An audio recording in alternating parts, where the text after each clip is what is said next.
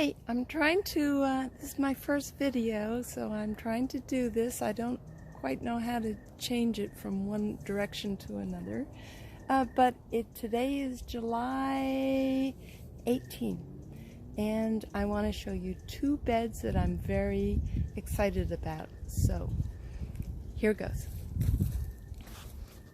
This bed is actually something created by myself, and I have a garden club that came in January and helped me with this.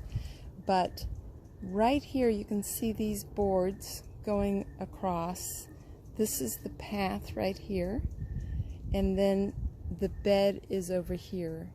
What I did is I dug down 2 inches in the footprint of the bed, and I put the soil over here and then laid down some hardware cloth to use for gopher wire. And then on the gopher wire I just piled all my trimmings.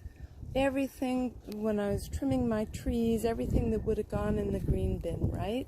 Things that can't go in the compost because they're too big, because they're, you know, they're like size like this or smaller, maybe like that. Something that is bigger than your finger, so you don't want to put it in the compost if it's woody.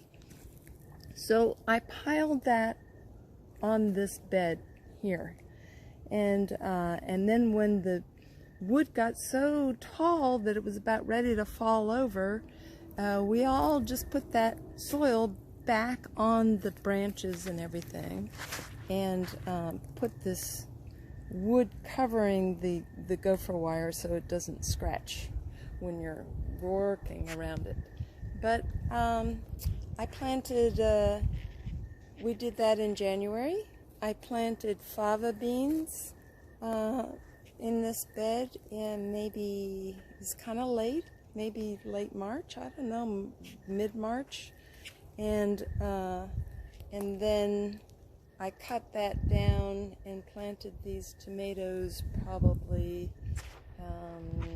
late April. So look at how tall these tomatoes are. I can't believe it. I'm going to come over here, see if you can see me with the tomatoes. See? Look. They're really big. I can't believe how successful this is. So anyway, these are Dirty Girl tomatoes. I love Early Girl tomatoes, but I don't really want to support Monsanto, and Dirty Girl is basically the open pollinated version of Early Girl, and I'll be canning my tomatoes with these. So over here is another bed. I did the same thing, but I started maybe last summer. We did the same thing. Gopher wire, put all my trimmings on, and then put the soil on. I planted fava beans, and now I've got the 3 sisters planted here. I'm so excited. So the 3 sisters is you plant corn, and then you plant squash underneath, and the squash helps to shade the soil so the roots don't get so hot. And then you plant beans next to each corn, and the corn makes for a pole for the bean to climb on, and the bean fixes nitrogen for the corn. And the 3 kind of all happily live together. I guess because I'm an only child, I'm so excited to have these 3 sisters. So you can see here I have a festivity corn and delicata under here, and I've got here is an heirloom corn. It's another bunch like a hill that I have in this row, and it is an heirloom corn I got from our Richmond Garden Club seed exchange.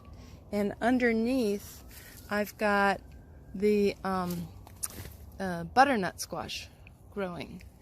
And over here I have a third corn hill, and that's a popcorn.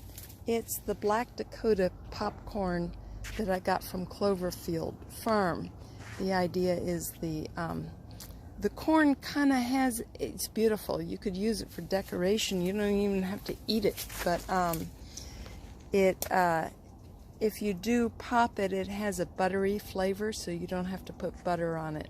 But you can see there's the butternut squash growing, and I planted the beans later so that the corn can get a head start, so that the beans don't climb all over it before it is a nice pole.